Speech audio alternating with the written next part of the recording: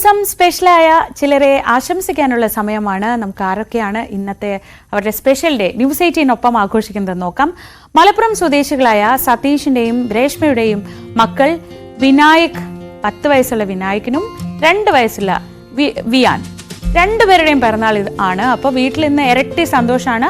വിനായകനും വിയാനും very very happy birthday. അപ്പോൾ രണ്ടുപേരുടെയും പിറന്നാൾ വീട്ടിൽ നല്ല ഗംഭീരമായി ആഘോഷിക്കും.